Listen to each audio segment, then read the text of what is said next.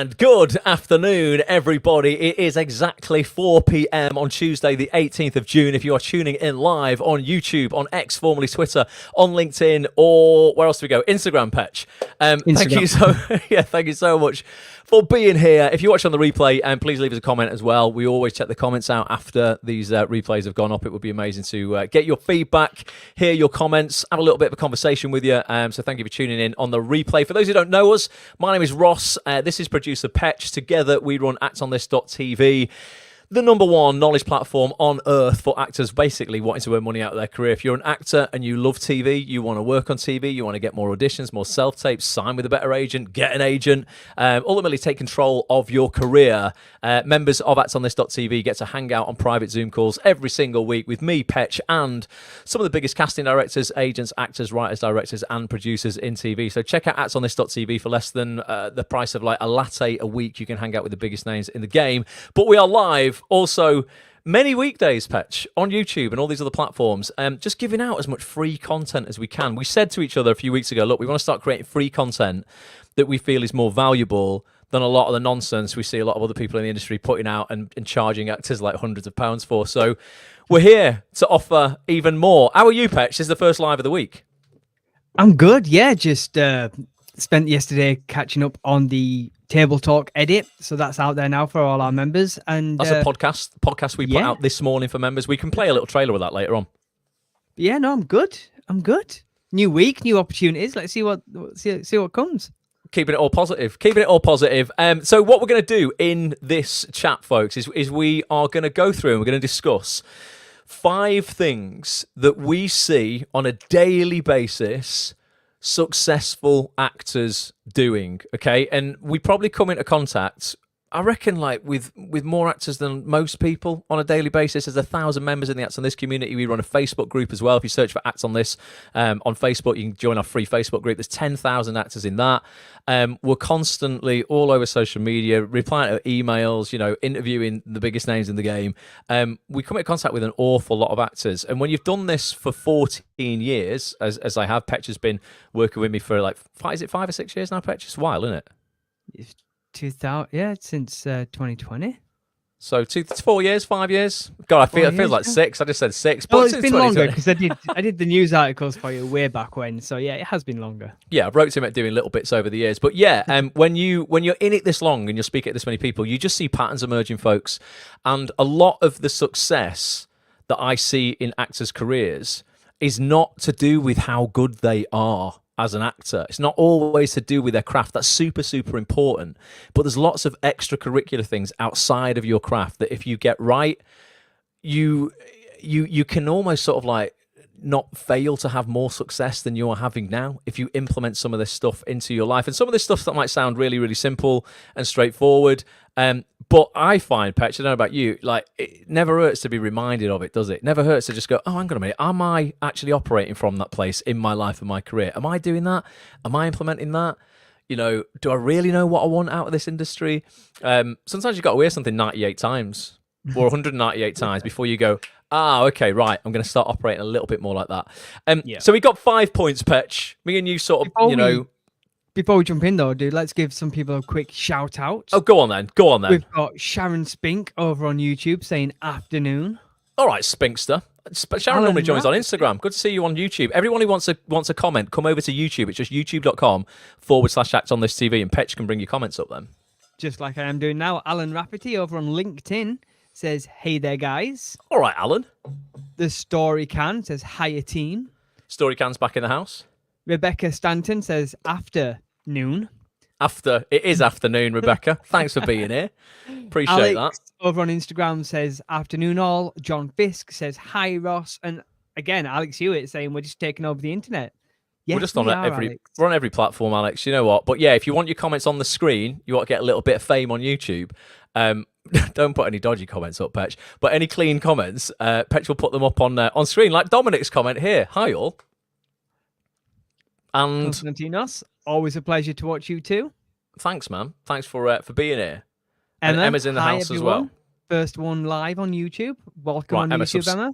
Subscribe, get involved. Right, we can't go through everybody. Indra just says hello. Petch loves it, but we'll give shout outs later as well. Thank you to everybody for being here. So yeah, I want to get stuck into these 5 points, Petch. And we've both got input on these because we discussed these briefly before. But yeah, the first point, and this might sound really obvious, I think a lot of people will have come here again to get some inside info in terms of like, oh, it's the craft and they do this and this secret sauce. It's not necessarily about that at all. This is really, really basic.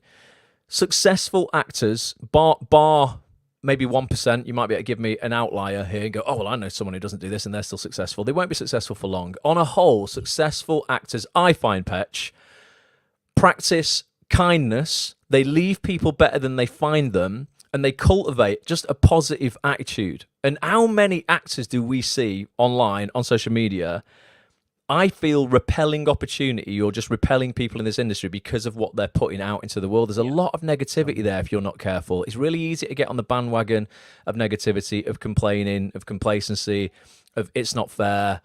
You know, why am I not getting the opportunity everyone else is getting? It's really easy to fall into that trap. And sometimes when you are struggling, it's difficult to really formulate that positive mental attitude. But it is absolutely sort of rule number one for us. Nearly, well, I say 99 out of 100 actors that I meet.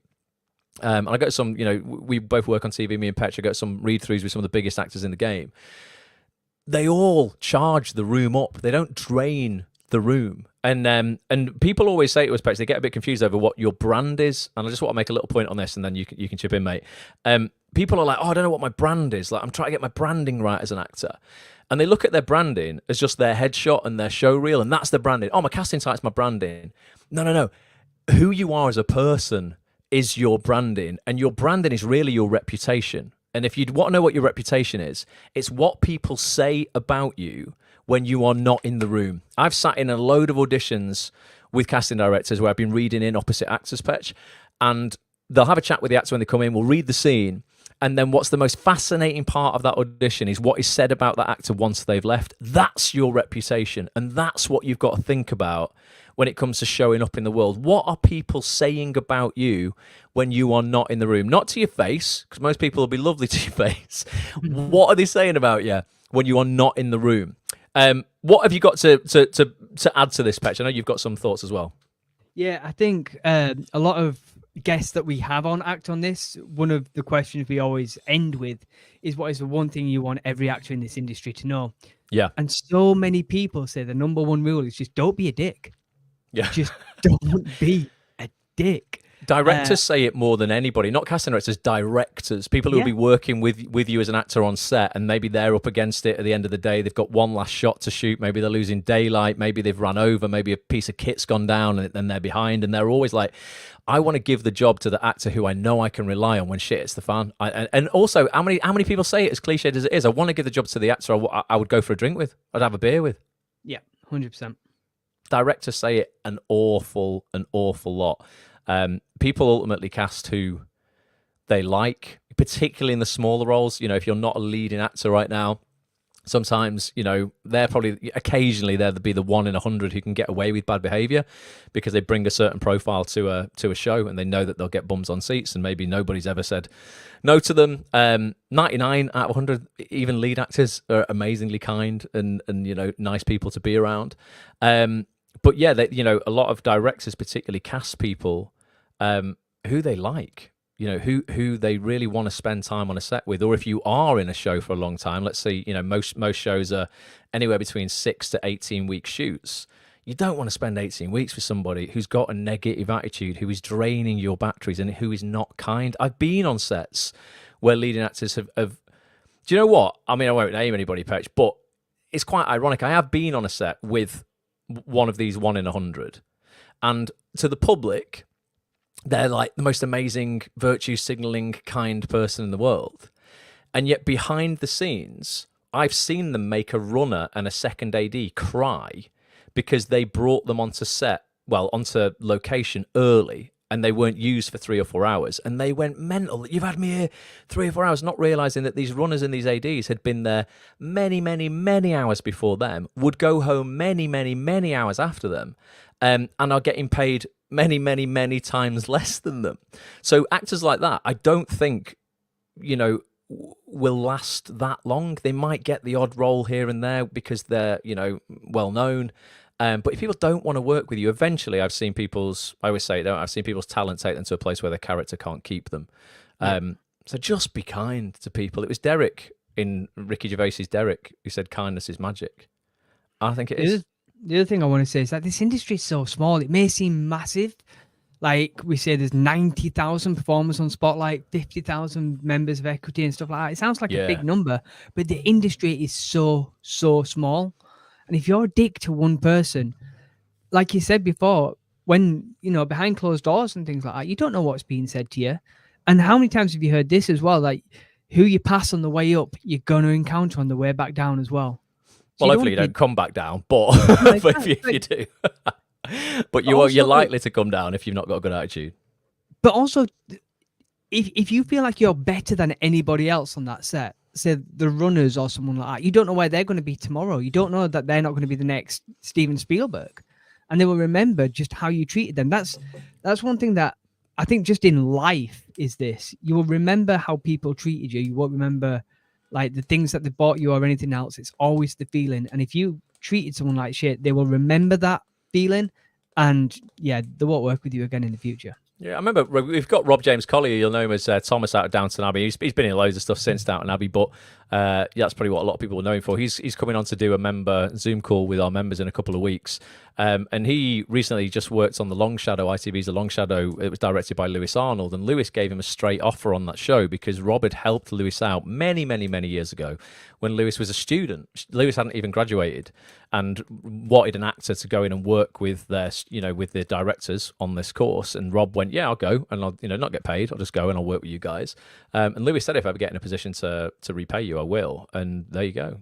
Rob didn't do it for that. It's not transactional, but that just shows you that, being kind, the law of reciprocity is real. And I think that's the thing as well. There is, don't do any of this transactionally. Just do it because it's the right thing to do.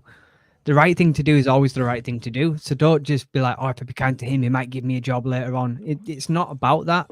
It's just be a nice person. I think that's what it all comes down to. Is just be a nice person. Just makes you feel good. So that is point number one. I know it sounds basic and cliched, but it just is true. Having a positive can-do attitude and charging people up, going in that audition room and leaving that director and that casting director better than you found them, giving them your energy as opposed to taking their energy, that will land you jobs. It has definitely landed me, roles before. Point number two, Petch. This is a big one, and this is one that I think a lot of people watching this can question themselves on literally right now. We're halfway through 2024. We've got 6 months of the year left, and we want to have a more successful second half of the year than we did the first half of the year. Regardless of how successful your first half was, maybe you smashed the first half. We still want to build upon that success in the second half. And I find the most successful actors in this industry actually know what it is they want. And I mean specifically, laser focus can tell you exactly the kind of role in the kind of show and tell you which casting directors they need to get in front of for that to happen. They're not the actors who are saying, I want to work more this year. What does that even mean? In what? What does work more mean? In theatre, corporate role play? Does it mean in voiceover? Does it mean in screen acting? Does it mean in film? What is it? You can't just say, I want to work more, or I want to be more successful this year. What is that to you? Like literally exactly, not, general goals. The actors that I know, I personally know who have crushed it. I've got really specific on this. I remember one perfect example. I mentioned Rachel Shenton quite a lot because she left Hollyoaks years ago and had that bit of stigma attached to her because she was a soap actress, in inverted commas, at the time. It's very, very difficult in this country to get seen for a couple of years once you've left a soap if you've played a really iconic character. And Rachel had played this character called Mitzi, very iconic. Everybody sort of knew her, and she was seen as this one thing. I remember sitting with Rachel and she was like, nothing in this industry is working for me. No one will see me. They all think I'm this. And Rachel was not playing herself in that drama. Like, she was playing a very different character to who she is. And she got so freaking specific. We sat down once and we went, right, what are the unique skills that you have? And we went, actually, you know what? One of the unique skills you have is you can talk British Sign Language. Her father was deaf in the last few years of his life. When he died, Rachel learned sign language and wanted to kind of advocate for deaf and hard of hearing people. She was fluent in British Sign Language. And we found a show in America, because there was nothing going on in the UK, a show in America called Switched at Birth, which was the only mainstream show with big names in it that actually had sign language in it, and it had some subtitles in some of the scenes. It was about a deaf child being swapped with a hearing child, and they went to live with the opposite family. So the deaf child went to live with the hearing family, the hearing child went to live with the deaf family. Great story, and they were switched at birth. They basically went home with the wrong parents, and the story was all about that. And we targeted the vice president of ABC, who was in charge of that show, and just basically peppered them with contact and emails and stuff, pitching Rachel, saying, I don't even think she was actually planning on going to LA, but we were just saying, like, yeah, I'm going to be over in LA in a couple of weeks. Would be great to meet you guys. And then when they went, oh yeah, well, if you're going to be over anyway, then pop in. And then we better book some flights. Rachel got so specific on what it was that she wanted, the exact show, the unique selling points that she had to give to that show, that she got laser focused so that she knew the first and last name of her ideal customer, which was this vice president at ABC. And then from there, she ended up landing a role in that show, was in it for 3 seasons. That kind of kick-started her career in the States.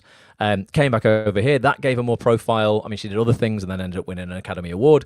But getting laser focused, really knowing what it is she wanted, was the thing that got her out of that rut. So really getting specific on where you're at in your career, the shows you want to be in, and then the casting directors that you need to target for those shows. And if you don't know any of those casting directors, that's what we talk about, and that's on this all the time. We can tell you exactly who is doing what, who's in charge of what, who you approach. We get them on almost every single week to, to chat with our members. It's having that kind of knowledge, Petch. What else would you add to that, mate? What I've put on this one is protecting your yeses. And that's, what Babu Cisse said when he came on Act On This. And it says, you've got to say no to the good to make way for the great. Because if you're saying yes to absolutely everything, by default, you are saying no to something else, something that you don't even know about. Yeah. So actors, especially at the start of their careers, do feel this pressure of, I have to say yes to any kind of work, commercials, TIE, that's theatre and education, corporate role play, things that potentially that they don't want to do. And if you do want to do that, that's absolutely fine as well, because there's good money in all of those areas. But for some people, it isn't what they want to do. For you, for example, it's theatre. You don't want to do theatre. No, but my agents tried. At the start of your career, you went up for how many theatre auditions? Well, actually, it was just one. But yeah, at the start of my career, I signed with an agent, and I've got dodgy eyes, folks. So those people who don't know me, I find theatre really hard. I can't see it. I've got night blindness. I can't see in the dark at all. I've got very little spatial awareness. I've got a condition with my retinas, and it just made theatre hard. My last year of drama school, the feedback I was getting from tutors was like, oh, your performance is great, but your spatial awareness needs work. And I didn't have the guts back then, because I was young and I was just, embarrassed. I didn't even have the guts to say, oh, I've got this eye condition. I literally just tried to wing it, and I know that was not the right thing to do now. But yeah, when I signed with my agent, I didn't have the guts to tell her, I don't want to do theatre, Jane, because I thought, oh, well, she just signed me. She's going to want to put me forward for everything. If I say I don't want to do theatre, she'll just sack me off. I ended up going on like day 2 after signing with her to mate, it was the worst, a physical theatre audition. So if you think about the eye condition and the fact that it's theatre, I don't want to do it. Physical theatre, you've got to be so aware of your surroundings. You need peripheral vision. I don't have any. I'm trying, and then they're like cartwheel across the room. I'm like, I can't do a cartwheel. It was ridiculous. And then I rang Jane afterwards, because I didn't get it. Obviously, they kicked me out at like half time. It was a bit like X Factor. Then, right, all you lot can go home because you're rubbish. And I had to phone Jane and go, listen, I was laughing, but I was like, that was one of the worst experiences of my life. I don't want to get sacked here, but like, I don't want to do theatre. And she was like, why didn't you just say? I'll just never put you forward for theatre. And since has maybe tried and pushed a little bit where there's been opportunity, but I just don't want to do it. And it's okay to say no. I'm absolutely okay with that, because then I can say yes to every screen opportunity that I want to do. So that is important, mate. I'm glad you brought that up. Yeah, don't think you have to say yes to everything, because by default, as Petch said there, you are saying no to something else that could come along that might be more just fun, more, joyful for you. I liken it to, because I'm losing my eyesight, when I say to Jane or Kat at the agency, if they're like, oh, Ross, if you thought about doing this theatre thing, there's like, it's a 6-week run, I'm like, do I want to? And I don't mean this in a horrible way, but do I want to, well, I guess spend is a better word, rather than waste. Do I want to spend 6 weeks of the eyesight that I have left on that? So it makes it quite cut and cut and dry for me. I'm like, no, I would rather spend 6 weeks of the eyesight that I have while I have it doing something else that's going to be a little bit more joyous. So, yeah, don't be afraid. Let us know in the chat if you do have that sort of trepidation with your agent, if you are a bit scared of them, because you shouldn't be. It should be a true partnership that you should be totally, okay with being vulnerable around and actually saying what it is you want, because that goes back to the whole point of this is knowing what it is you want. If you really know what it is you want. We can take this out of just jobs as well. Like, how many acting classes are out there? How many workshops are out there? How many networking events are there out there? How many theatre shows are there out there? And if you say yes to going to every single one of these, because you never know who's going to be there, you never know who you could meet, and that could take your career. You won't spend any time actually acting, and you'll be spending a lot of money on all these classes, workshops, theatre shows, networking events. So it's just, again, it's knowing exactly what you want, where these people might be, and going to one or two of them. You don't have to do everything to be a successful actor. Yeah, no, you don't. And as I say, those people that I'm seeing having success have had it. Rob Collier was the same. I mentioned him before, but he was exactly the same as well. You know, he absolutely knew exactly what it was that he wanted. And he said, Rob's got the biggest, what do you say that's politically correct these days? Guts that I've seen in terms of turning down sometimes some quite obscene amounts of money.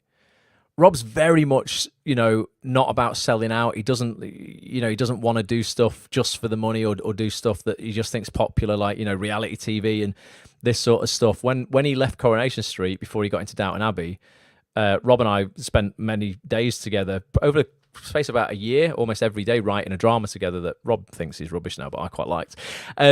And I would hear his agent on the phone offering him every single reality show under the sun. And I added up over £500,000 worth of work he was offered, and he turned it all down because he said, no, I don't want to sell out. I don't want to do that. I know what it is I want. I want to be taken seriously.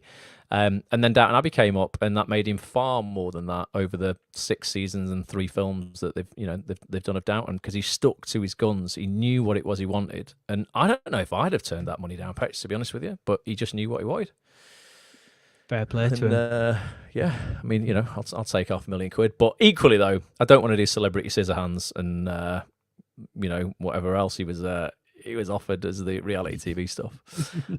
So that's point number 2. Have we got any comments on that? You want to talk about Petch or anything coming up before we move on to point number 3? Yeah, there's quite a few coming through. So that Alex Hewitt, the same as your eye condition, he said, I used to be like that with my voice. Oh yeah, because you mentioned this to us once, Alex, on a call. Weren't you born with a condition with your windpipe in your esophagus or something, and then that's altered your voice when they fixed that as a baby? But I remember Andy Briley saying to you, like, what an incredible story that is, and what it is that you should embrace there about it. Like, that's the thing that ultimately saved your life. It's amazing if it's made you sound a bit different. That's incredible. Like, that's that's a USP for you as well. So yeah, I think that everybody's got something. Everyone's got their thing that they're maybe a little bit insecure about.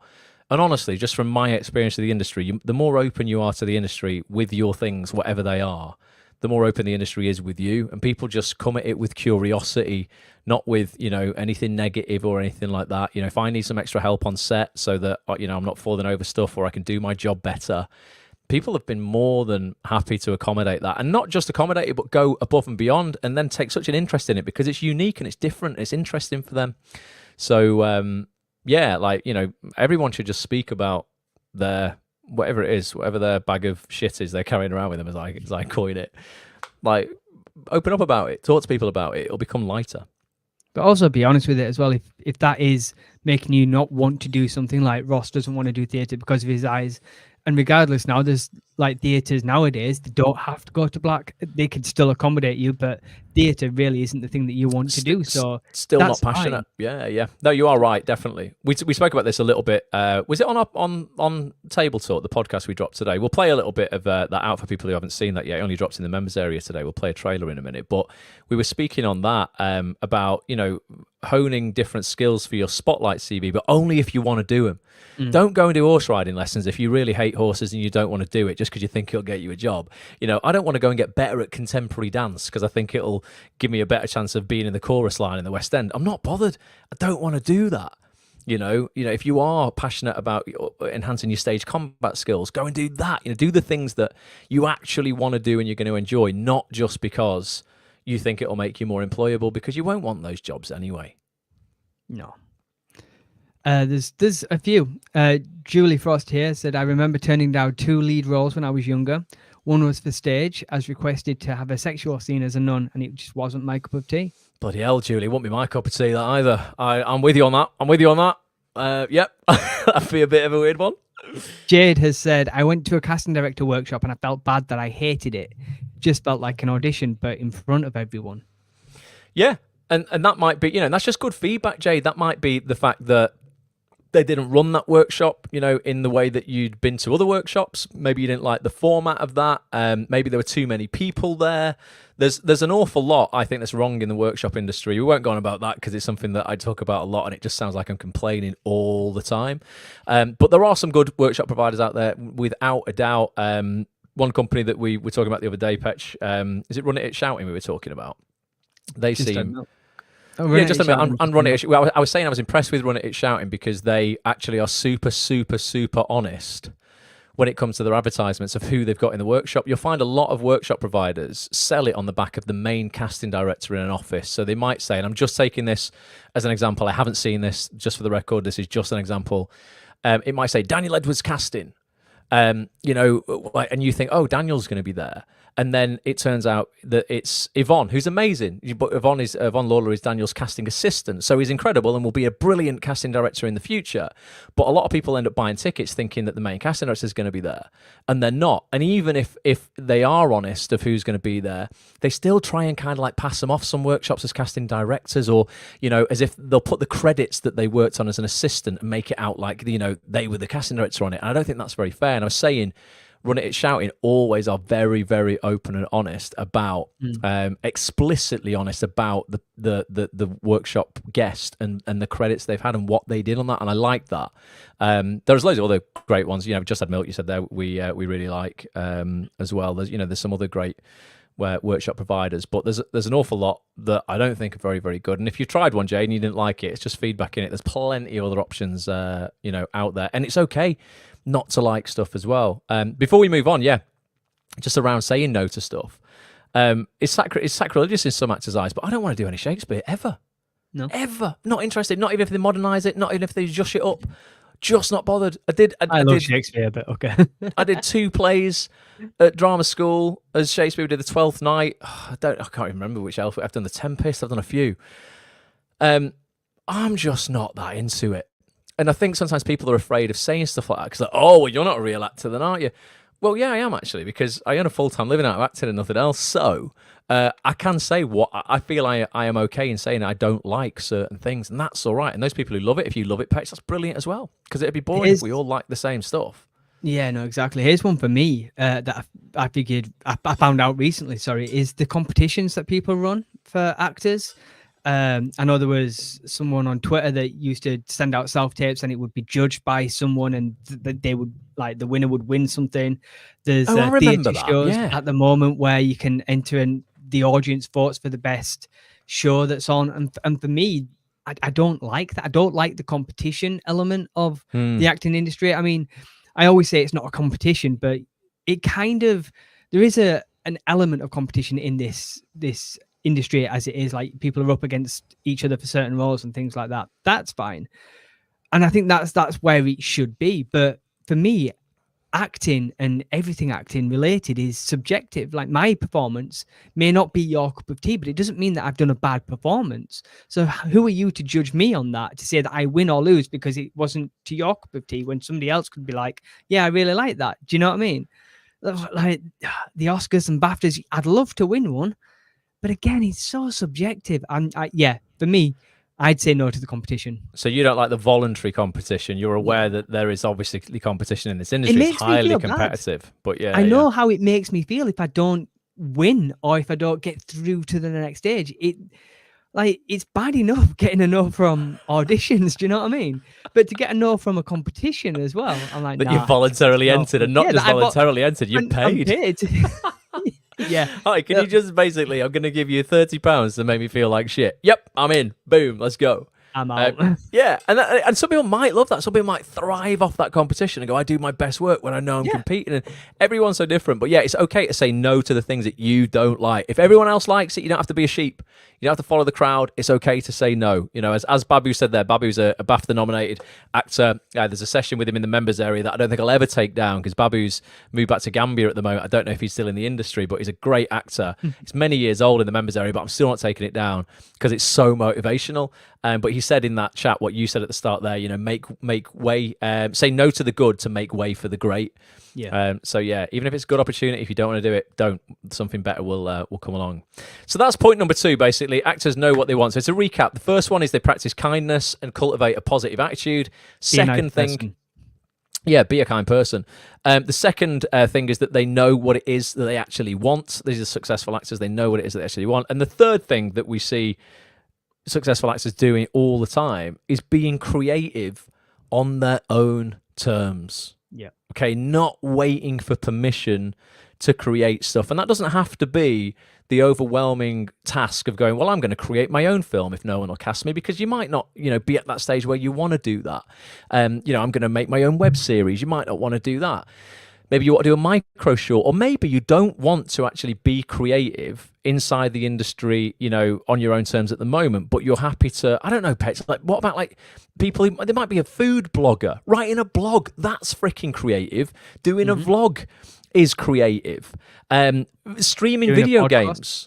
Doing a podcast like you and I, you know, well, like this, I guess this is creative, you know? This is creative.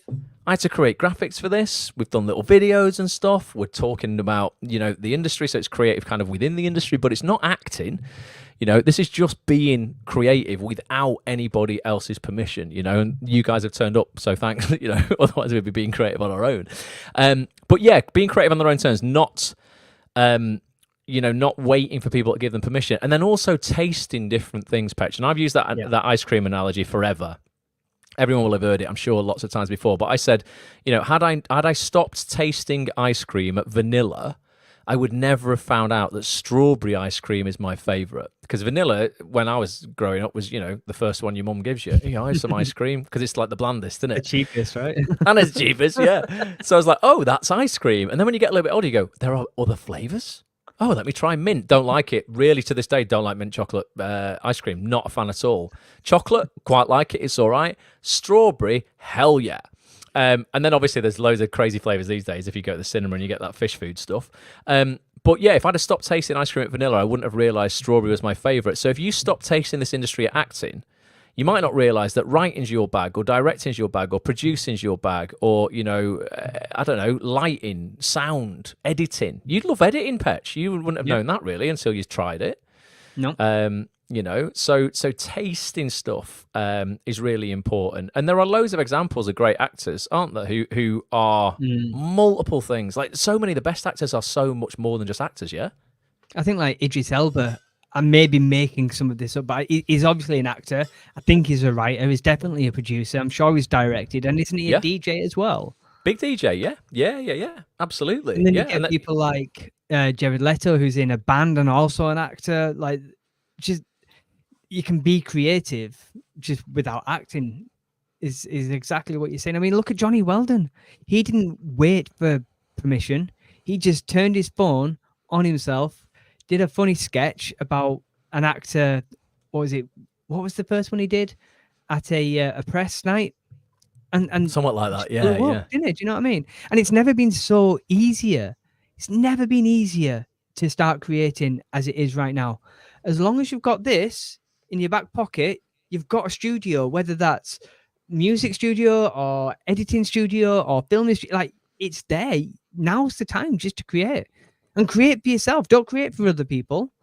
Make it for you if you don't, you know, if you are a bit unsure about putting it out there. I mean, I've seen Sharon here has put, I used to write poetry. Brilliant. Yeah. I see some brilliant spoken words. Again, I'm not, you know, poetry, if you put on a night, it's probably not the sort of thing that I would have used to have gone, oh, I'm definitely going to go to that. But I see so much contemporary spoken word poetry now online where it's almost like acted, like there's a monologue being given, and it's only after 15 seconds of that video you go, oh no, this is a poem. It almost seems like it's someone delivering, you know, like their thoughts to camera on TikTok or on Instagram Reels or something like that, and you go, oh. I'm going to make no. This is actually a bit of spoken word poetry because those two lines just rhymed there. And then I've been captivated, literally in the last week, by a guy who was talking about a breakup. That I saw on Instagram, and that was spoken word, and it was really clever because the first line of it ended up tying in like again with the last line on its own. Out of context, that first line didn't make sense, so you'd heard the whole thing, and then you went, "Oh!" It just hits you like boom. Yeah, that's what he meant by that.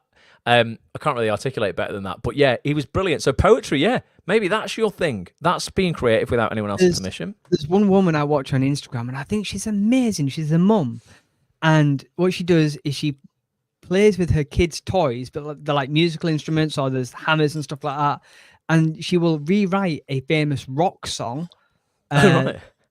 like the bodies hit the floor, for example. But she'll change the lyrics into what her child would say. So she's playing the music, which is brilliant, like just on its own, like transposing music from a proper rock song to children's toys, but then rewriting the lyrics as well and singing it. I think it's yeah. Amy Blake's just gone there. Yeah, I love her chop suey. Brilliant. She's amazing.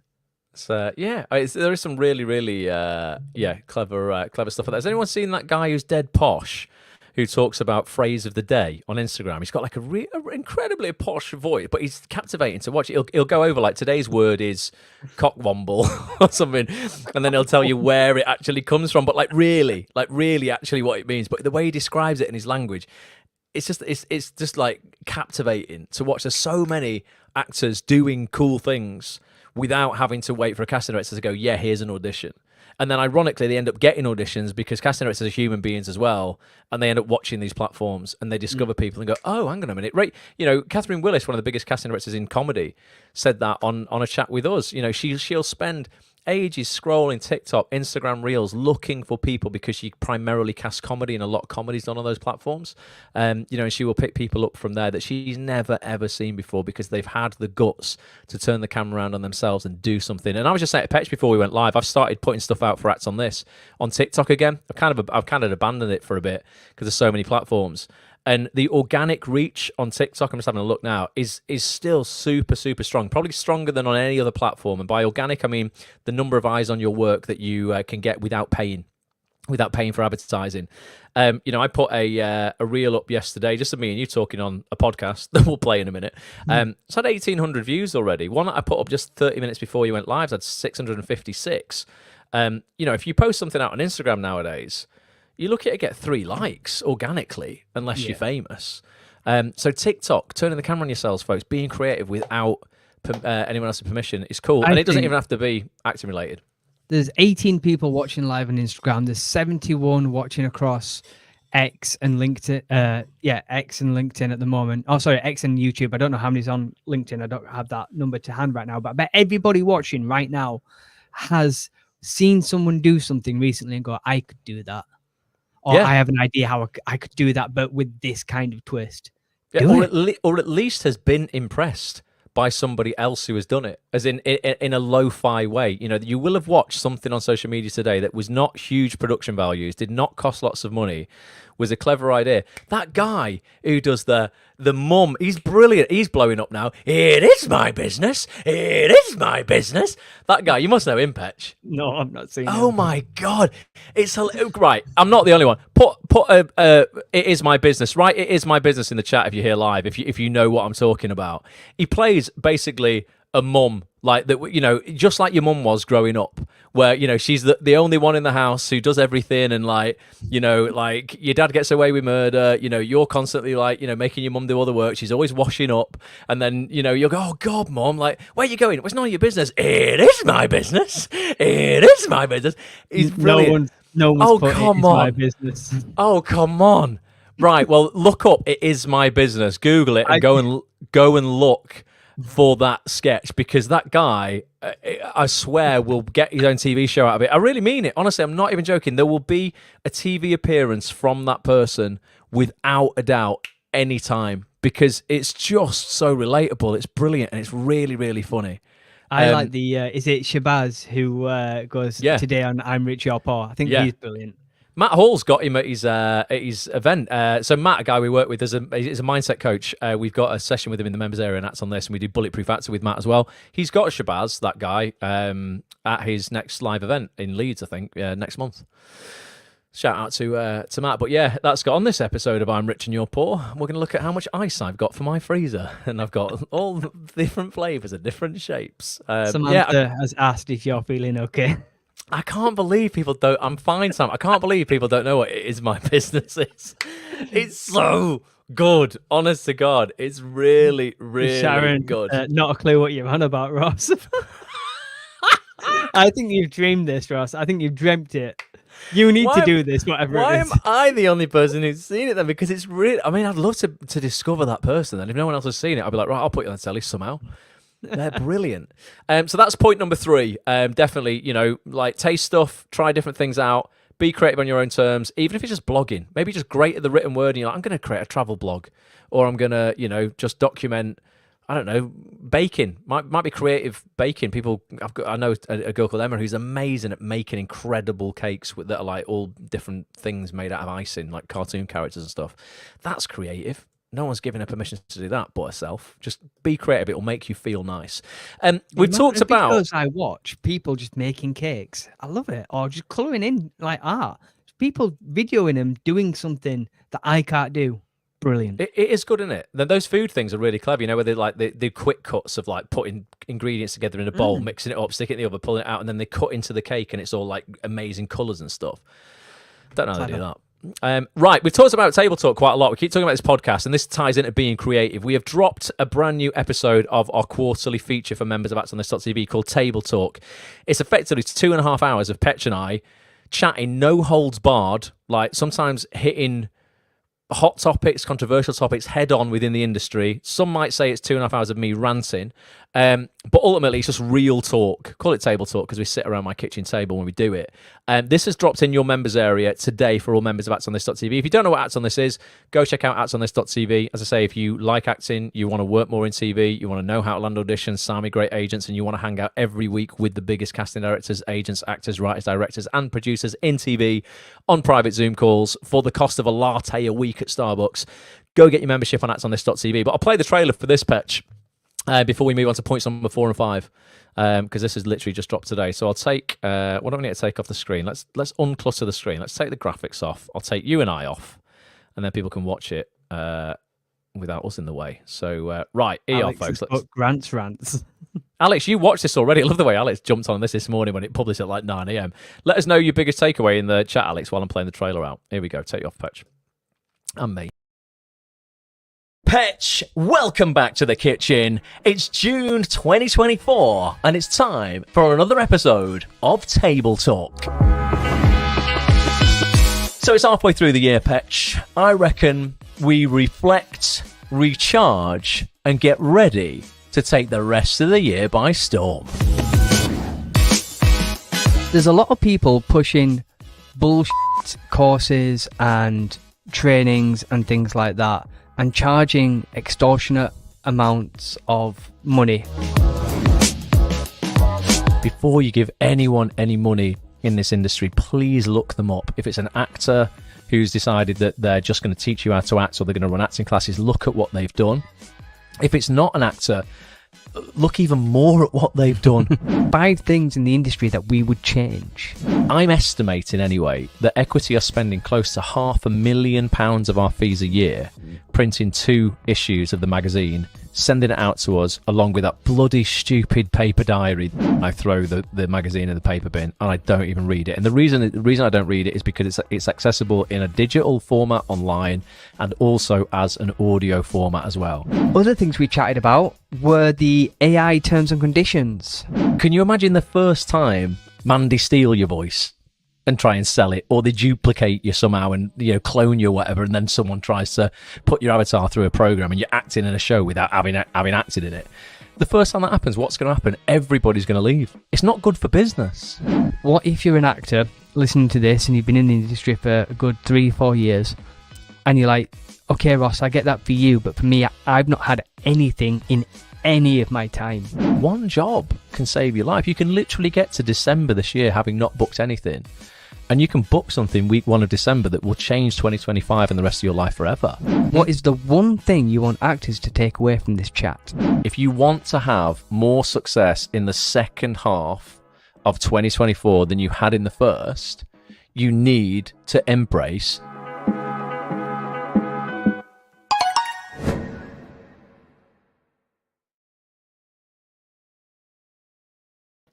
what is it you need to embrace? You're gonna have to listen to the full podcast to find out. But yeah, as I said there, it's a controversial one. We just say things how they are, Petch, don't we? Basically, talk about all the nonsense going down in the industry, all the con artists out there looking at people's money at the moment, trying to save you guys from the red flags that we see knocking around all the time, and down to things that I just think, we do need change about. Let us know in the chat. And if you're watching on the replay, please still leave a comment. When was the last time, be honest with me, be really honest, when was the last time you read your equity magazine, the paper form of it? You get it through the post. When was the last time you read it from cover to cover? As you might have had a cursory glance at it when you flick through it before you put it in the recycling bin. But I might be out with the figures there at £500,000. On the £500,000 I was estimating there is a first class large letter stamp in the UK is £2.10p. So required postage to post that magazine is at least £2.10p. And then I was like, right, £1.90. Let's say the magazine costs that. It's a 52-page glossy magazine. So roughly £4, edition of it. And there's 2 a year for 50,000 members. So that's 400 grand. And then I was saying the equity diary that they send you out, which is paper in a 2024 world. It's tiny. It's got a tube map on it. If you live in the north, it's pointless if you don't go to London that much. And you can get it on your phone. And that must be £1. There's another 50 grand just on diaries. So I just think that equity needs to get into the 21st century. Don't waste £450,000 of our subs, our fees that we pay you out of our earnings, to give us a magazine that you publish digitally online and do an audio-only version. That's a rant, Petch. Sorry about that. It's fine. It's just what we do. Let us know anyone put in the chat that they read it cover to cover, and I'm going to be proved completely wrong. If everyone here says, I love my equity magazine, and you're a dickhead, Ross, I love it, and I would love to still have our money spent on it. Kelly says she does use the diary, but doesn't read the magazine cover to cover. Alex has put not cover to cover, but everyone else is saying it's in the bin. Well, there's 2. As a percentage, what's that? 2 out of how many people? I mean, there's like 40 people I've got watching here on YouTube. I don't know, maybe 3% of people or something might actually read it. I just think we don't need it. Just give us the digital version, or the audio version, and save the money. Think of what you could put that money to. That's a lot of money in it. Mm-hmm. You could definitely do better things for your 50,000 members of equity for that, I reckon. But we cover it all in Table Talk, and everything we say in that podcast is meant with love. It's not meant to be controversial. We're not meant to be antagonizing. I just think sometimes, having those awkward conversations full on can cultivate conversation, and I'm happy for my mind to be changed as well. I never think in those podcasts that I'm right and everyone else is wrong and you have to believe what I believe. That's a recipe for disaster. I would love other people's feedback on that and comments. So if you do watch that over the next week or so, leave a comment in the members area on actonthis.tv underneath that video. The video version's there and the audio only version is there as well if you just want to listen to it when you're out and about. But I would love people's feedback on that. Equity mags ever, says Alex. He just loves it. He loves it. I love. Do you know what I do love? I do love the smell of a magazine. There's nothing, you can't get that from the digital copy. I do love the smell of books. I love walking into Waterstones sometimes and just going, just breathing in the books. It's nice. There's something that you can't get from a Kindle that you can get in Waterstones, but yeah, I just think it's a bit of a waste of money.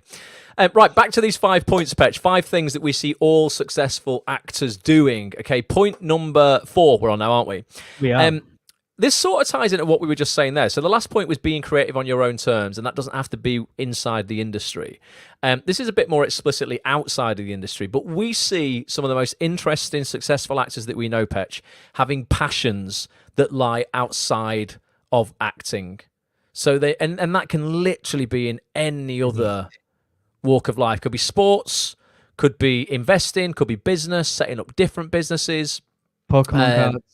I love Pokemon cards. That's why I just said that. But I genuinely invest in Pokemon cards. I know it sounds mental. I'm a 40-year-old man, 41. I don't buy them to play with, but there is, there is a lot of alternative investments going on within the art of Pokemon cards. Sounds ridiculous, but check it out, folks. If you're on YouTube, just search for Pokemon cards on YouTube. You'll find lots of investment videos. After this video, not now. Yeah, not now. Don't leave us now. But yeah, it can be absolutely anything. I mean, you have football, but what else do you have outside of acting, Petch, that will make you happy? If say you've just heard you've not got the part, you had an audition, you didn't get the part, and you're a bit like, oh, I feel a bit shit about myself. What will instantly fill your glass up?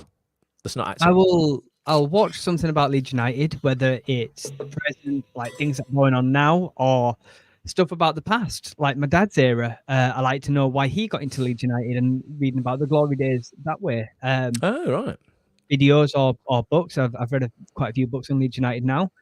I like to build Lego. I've still got the daily build at the moment, but I'll go out and buy little sets and build them. It doesn't take me that long, but it's nice just to concentrate on something else whilst having something in the background. I love film. Absolutely love watching films. And that's, I mean, everybody knows that I love Marvel. So any kind of Marvel film, TV series, or anything to do with Marvel. But I've set myself a goal this year to watch one new film to me every week, and that could be like an old film that I've not seen before that everyone talks about, such as 2001: A Space Odyssey. I finally saw that, and it's brilliant. Or it could be a new release or anything like that. But I love just watching things and getting my mind blown about certain opinions and things like that. They're things that cheer me up. Oh, and also me and Emma, my wife, have just done a binge watch of Cobra Kai. Third time for me. And I used to do karate when I was younger, and it's made me get in touch with a karate dojo. So I'm going to start karate again. Watch out, Petch is going to be throwing people around and karate chopping everybody. I just put that onto TG Petchy and said that, Leeds, that make you feel worse, wouldn't it? Whatever, Ian, I don't follow football, mate. But yeah, and do you know what's interesting about that? Because how I want to relate this back to acting is when you have passions outside of acting and you are requiring skills like you are there with, I say karate, but I think you say karate because you're posh. Karate, yeah. Karate, if you're from Manchester. Yeah, I say karate. So yeah, but your karate. You karate, can to be fair. Yeah, your karate.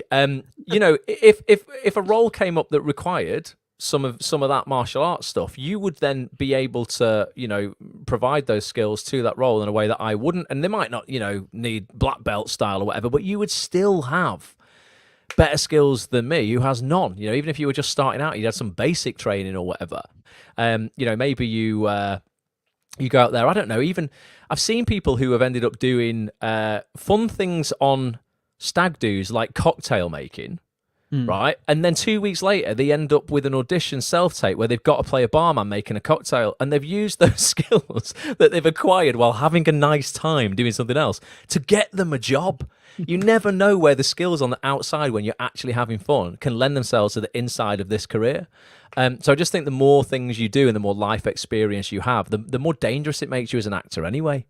But I say that as well, like traveling could be a passion outside of acting. Going and seeing all these new and wonderful places. All right, it may mean putting your career on hold for a month, a year, whatever, however long you're traveling, backpacking to Europe or going to Australia or whatever. But just think of, like you say, the life experience that you will get seeing all these other cultures. That's amazing. Like, I wish I'd have traveled when I was younger. Yeah. We've got this comment here. Is this Konstantinos? Can never say your name right.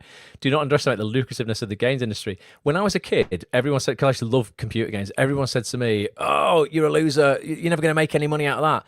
Kids today are making hundreds of thousands of dollars, sometimes millions of dollars in esports computer games online. Like, maybe your passion outside of acting is streaming, even if you're not an esports, you know, extravaganza, you know, incredible, you know, computer game player.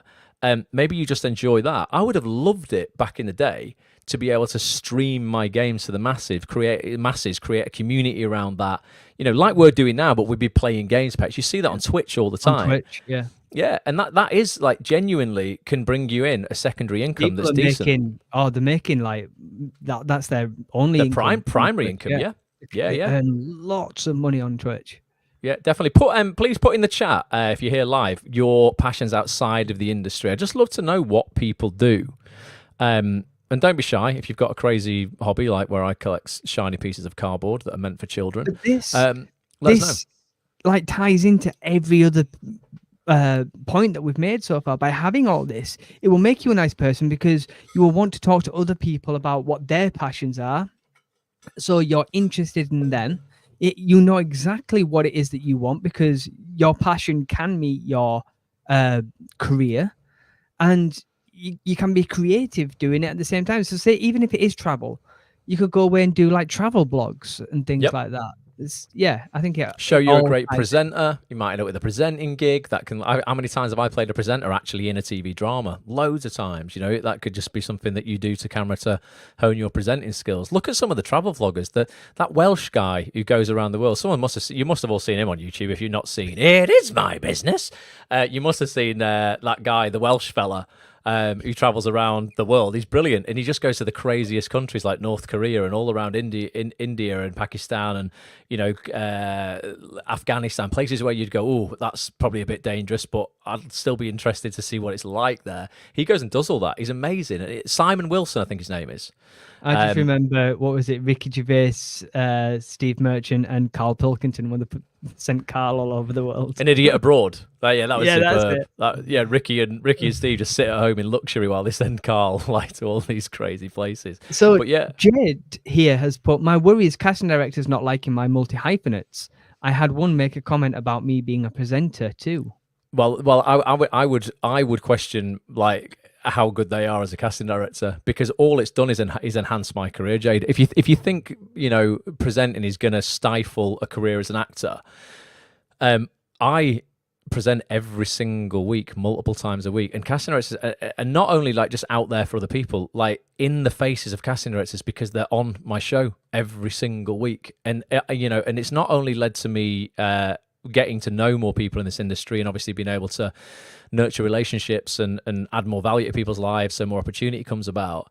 I've been given multiple roles in TV dramas as presenters. So I did then Barbara Met Allen, a Jack Thorne drama that won a BAFTA. I was a presenter in that. I was a presenter. I've been presenters on like some of the serial dramas multiple times. Emmerdale, Hollyoaks. I was a news presenter. I've just done a job with Jodie Whittaker called Toxic Town as a Good Morning Britain presenter. Rec, me and Petch were presenters in Rec for BBC Three's Rec. We were both podcasters, presenters. It's earned me tens of thousands of pounds, like in the acting industry, being a presenter, because my skills as a presenter are real. This is what I actually do. So, if somebody who is a presenter goes for an acting job as a presenter, they're going to get it every day over someone who's never presented before and is just presenting. Every casting director we've had on in the last 14 years, when we've asked them, for example, about separating your social media out, a lot of actors think they've got to have a separate account for their acting and a separate account for themselves. Every casting director we've had on, their advice has been that they like to see the person as a whole. Like, don't post irresponsibly. You don't, post on benders on stag do's with your mates or whatever, Just be careful in general what you post on social media, but posting about your life and other things and other hobbies and other skills, maybe you're musical and you post videos of you playing, instruments, then you have a bit of your family, a bit of your children, We're interested in the human being behind the actor, and casting directors and directors are as well. And that real life experience can certainly add to your, repertoire as an actor and your emotional kind of richness, I guess, as a human being that you can bring into your work. I think what can sometimes put people off, and what I see, is when people literally write 50 things in their bio. I think saying, I'm an actor and a presenter, that's absolutely fine. Maybe putting actor, presenter, director, producer, writer, theatre maker, improviser, comedian, writing 50 things in your bio. People are going to go, hang on a minute, are you good at any of those things? But I think genuinely you can be highly skilled and highly proficient in 4 to 5 disciplines within this industry. Definitely. You look at the people who are doing it. Bradley Walsh, I think, is a great example of this, mate. What a fantastic actor, what an incredible comedian, stand-up, and what an incredible presenter. I freaking love watching The Chase. Bradley Walsh is such an accomplished actor, comedian, presenter, and the guy has just worked and worked and worked and worked and worked his entire life, and that doesn't show any signs of slowing down. Going back on the presenting thing, is if you watch our latest webinar with Aisha Bywaters, 2-time BAFTA winning casting director Aisha Bywaters. Somebody actually comes on and asks that very question. He says, I'm a presenter. Does that affect my acting? Go watch what Aisha says. We won't spoil it here. Go watch the chat. I forgot. Yeah, he's the main presenter for the NBA basketball across the whole Caribbean, I think. Mm-hmm. And he was saying he's on TV doing that a lot. Is that going to put anybody off? And Aisha was like, no. Aisha's a 2-time BAFTA so winning Ross is going to spoil it.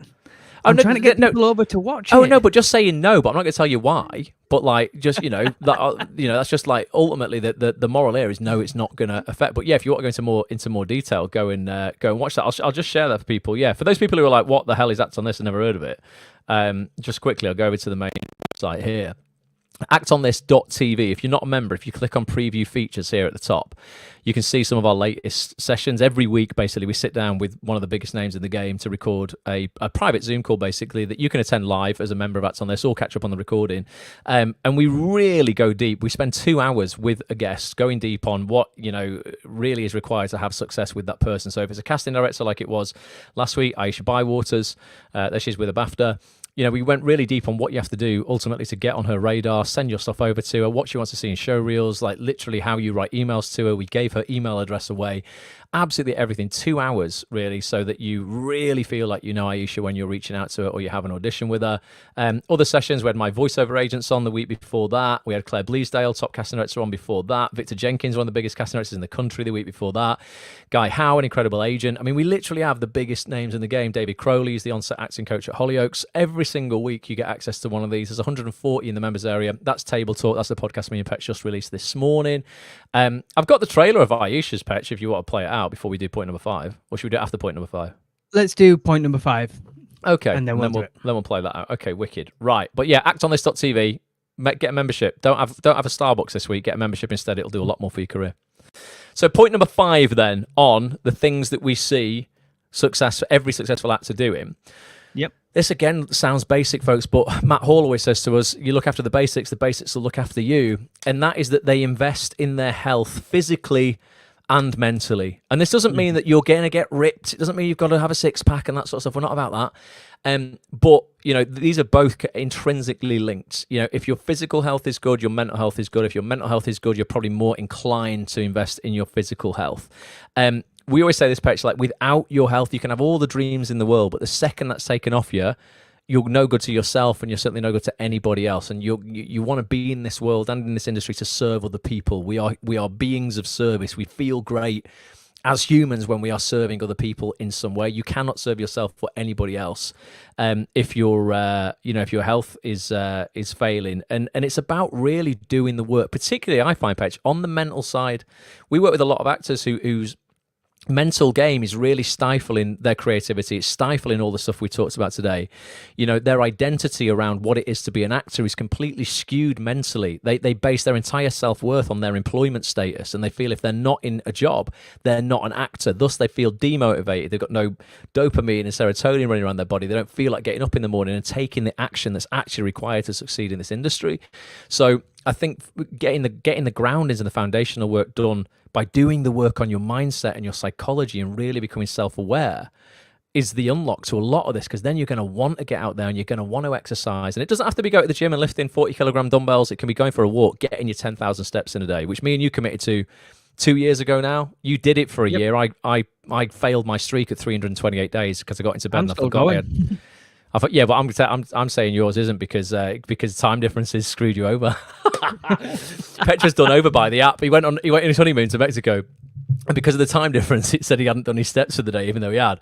So I'm like, oh well, you failed as well, Petch. So it's fine. I'm still keeping it. I know it. I know in my head I did it. So he's done the mental work. He's done and I'm doing the mental work to make myself feel better.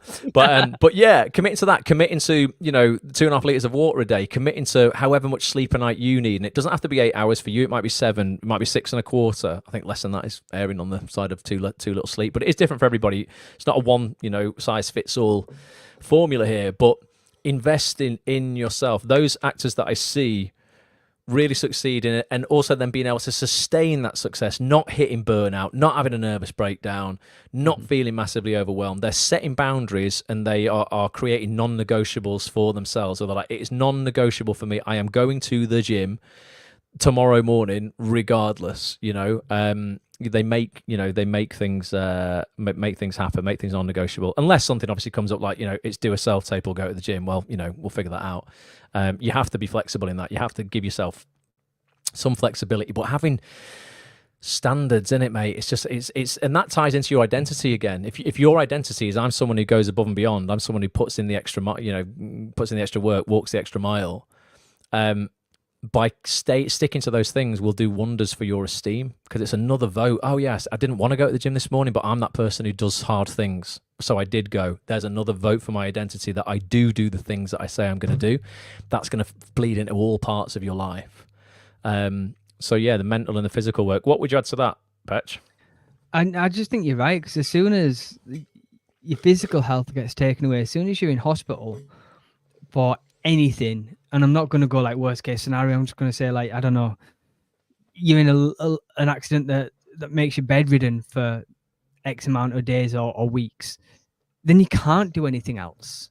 If you're poorly and you've got the flu and you can't go outside, you can't do anything else. So the acting career is on stop there anyway.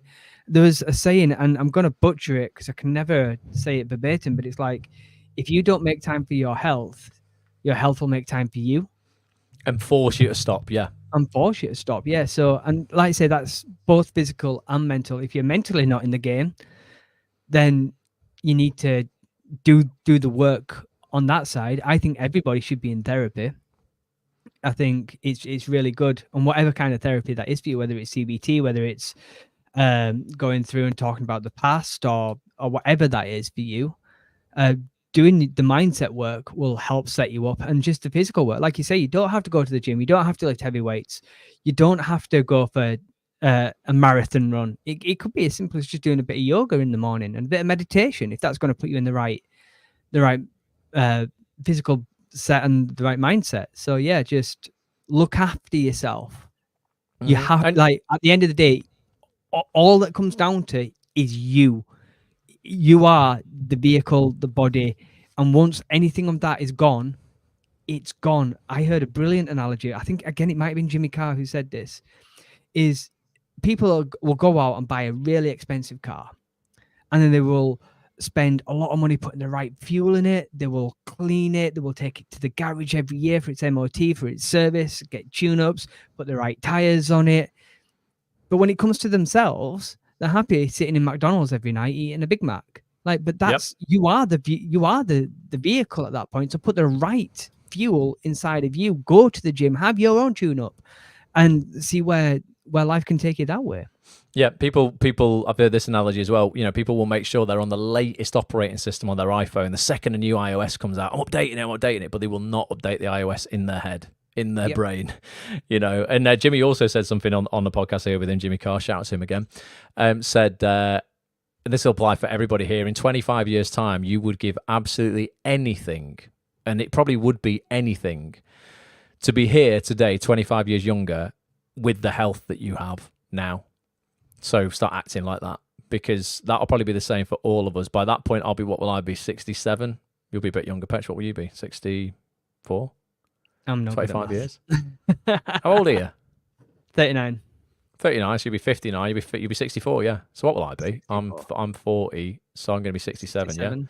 Yeah. And I'm going to make sure I invest in my health, but I probably will not have the physicality that I have today as a 42-year-old. So yeah, let's start appreciating. Both my parents died at your age.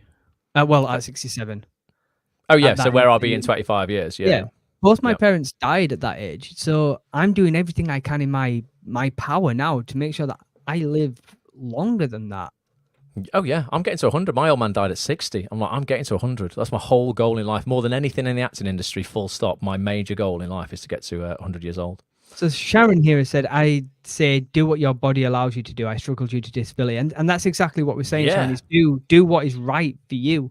Like some people, it is running 10K every day. Some people, it is going into the gym and lifting as heavy weights as it is possible. But some people, it isn't. It's just doing what is right for you. But as long as you're looking after yourself to the best of your ability, and that's not being easy on yourself. Do you know what I mean? I don't mean that to sound cruel or anything like that. It's just like going, do you know what? Challenging yourself. Yeah. It's challenging yourself. Yeah. I am going to eat clean throughout the week. All right, I'll have a pizza on a Saturday, or I'll have a cheat meal. I don't even like the word cheat meal. It's a treat meal on the weekend. But you know, it's being uncomfortable now to make the rest of your life comfortable. Yeah, everyone has a stretch zone they can put themselves into. It doesn't have to be like, a panic zone and a, oh my God, I'm going to push myself to beyond my limits. My mum's blind, Sharon. She's 73. She's blind with this eye condition that I've got. I bought her a treadmill a few years ago. Every single day, she makes sure she does her 10,000 steps, and she's got every excuse in the world. She can't go out on her own, doesn't see anybody. My old man's died, lives on her own. Not really got anybody to take her out. I don't abandon her. Sounds awful. I do go and see her. I do speak to her. But every day she's up on that treadmill because she can. Now, it wouldn't be the right thing to go, right, Mum, go and run, because she's going to run into things, run into the road and probably kill herself. So it's within your boundaries. Push yourself to where you know your limit is safely. That's ultimately it. For me, with my eye condition, I would go running through the day, but I'm not going to push myself to go running at night because that's just daft. That's just going to hurt myself. So whatever is within your wheelhouse, Sharon, if you can push yourself, you don't have to lift heavy weights. I don't know, get a couple of cans of baked beans out and do some reps with them. Like, it doesn't have to be heavy stuff or go into the gym. Just whatever is going to, make you feel that you're investing in your health, pushing yourself that little bit further than you probably think you're capable of. That's another thing as well. Like, I'll go just a little bit further than I think I can, just to test myself, not dangerously. So just, if I think I can do 4 reps in the gym, I might go, let's see if we can get 5 out. Yeah. Just let's see if we've got that extra one in us. So to recap, and there's a bonus point Petch wants to put in a minute, but to recap on these 5 points for those people who might just be joining now, that we see successful actors doing all the time and deploying all the time. They are these 5 things. They practice kindness and they cultivate a positive attitude. So ultimately, they are going into situations in the audition room, in shows, whenever they're acting, whatever they're doing on self-tapes, and they're attacking them with a real positive can-do attitude, and they are leaving people charged. They are leaving people better than they found them. It's an exchange of energy. They are giving good energy to the people that they come across. Point number 2, they know exactly what it is they want. They don't set goals like, I just want to work more this year, or what a new agent. They know exactly where they want to be, what shows they want to be in, which casting directors they want to get in front of. Thus, they can reverse engineer how they're going to do that. If it's to get in front of a casting director and the shows that they cast, well, you can shoot self-tapes, you can shoot showreel scenes aligned with that person, so you're going to appeal to that office. They're creative on their own terms. They don't wait for other people or a casting director to say, do a self-tape. They can be creative on their own terms, whether that's podcasting, writing, blogging, vlogging, doing something completely outside of this industry, but they are being creative on their own terms. They have passions outside of the acting industry, which fill them up, which make them happier. That it means that they're not just putting their entire happiness and fulfillment on their employment status as actors. And then a lot of those skills you can cultivate outside of the industry, you can put into your work anyway, and they invest in their health physically and mentally. And then there's a bonus point, Petch, number 6, that you put in at the last minute. What is that? They have a thirst for knowledge. Yeah. Like, I think anybody successful, not just in our industry, but people who are successful just in life, have a thirst for knowledge. They know that, but for us, it's the industry inside out. They know who's casting what. They know who's in what. They know who's directing what. To the best of their ability. Of course, there's going to be things out there that you just don't know because everything's NDA'd and things like that. But you can have a pretty educated guess, and it comes down to that word again, educated. Knowledge is power in this industry. The more that people know who you are, the more chance you have of getting into the room. But by that, you need to know who they are and what they're doing.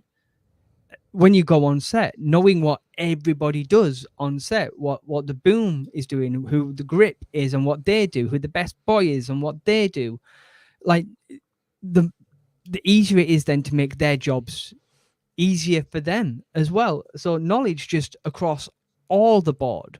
And that's not just knowing all of Shakespeare's plays. If that's up your alley, then go for that. That's absolutely great as well. But it's just the minutiae. But I also feel like it's the thirst for knowledge as well. I always say, when I feel like I know it all, I'm going to give it up. Because every day is a school day. You should always be wanting to learn more. There's always more to learn. And that could be going to acting classes. It could be going to workshops. It could be getting your Act On This membership and going through and learning from the people who, are going to be giving you the jobs, what it is they're like, who they are as a person. But yeah, you've just got to keep that thirst for knowledge going. I mean, I think Ian McKellen has said that he's still learning, and that's Ian McKellen, Sir Ian McKellen.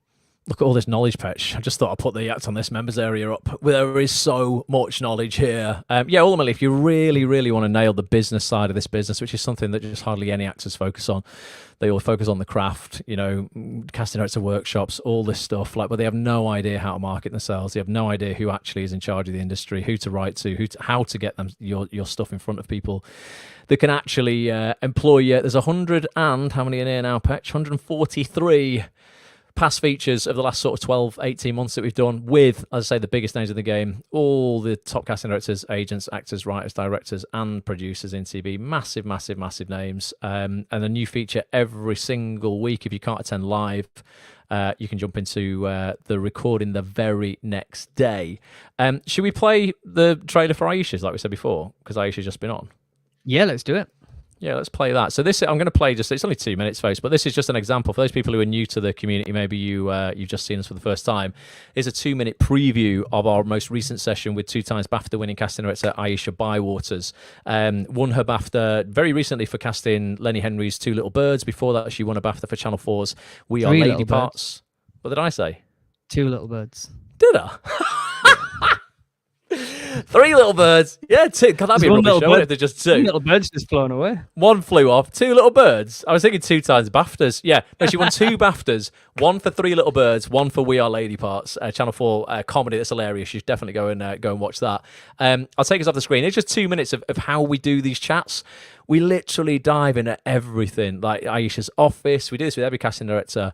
Who's in the office, email addresses, how to get your stuff in front of them, what they're looking for, what they're casting at the moment, their entire casting process. People can jump on camera as members and ask their questions as well.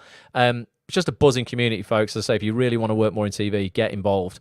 It'll cost you less than a large Starbucks a week if you're used to having oat milk and a shot of caramel in it, because that's quite expensive, like £5 something or whatever. But yeah, just don't have a latte. Have one of these instead. Right, I'm gonna take us off screen again, Petch, and then we'll play that out, and then we'll wrap it up. Here we go. Responsible for casting huge shows like Channel 4 comedy We Are Lady Parts, Sir Lenny Henry's ITV drama 3 Little Birds, brand new Channel 4 drama Queenie, and so many more. It's 2 times BAFTA winning casting director Aisha Bywaters back on Act On This. Aisha, amazing to have you back. How are you? We need to talk about this. 3 Little Birds, Sir Lenny Henry's ITV drama. This job was an incredible experience that I'll never forget. We saw so many actors for the lead roles whose family came from the Windrush generation. I just thought it was such a beautiful script, and it really did justice to the stories that I've heard of my family and my community. I'm going to give a shout out to Act On This member Caitlin Sinclair. Here she is with Sir Lenny here, played a character called Ruth Cooper. They won't let me into St Edward's because I look funny. And that's their problem. It was really simple. Once we met you, it was like, right, we've met Ruth. What audition advice would you give people for both the self-tape and the in-the-room stuff? It's always good to ask questions, because if you don't ask, you won't know. And as intimidating as it might feel to you, just go and ask those questions. What is it that you're looking for that's going to make you want to take a chance on an unknown? You need to own it and to own how great you are. So the team at Aisha Bywaters casting. We do everything together, but someone's probably the lead on a project. What do you want in an email from people? As someone who gets a lot of emails, the easier you make it, the better. I'm just curious as to whether you've got a list of sort of like preferred agents that you send your castings out to. I send them to all agents, and I deal with the ramifications of that. Get out there, watch stuff, work out what casting directors are doing what. If you're not good at self-taping, if you've been putting it off like we spoke about, get better. You're good, you're ready, you're excited.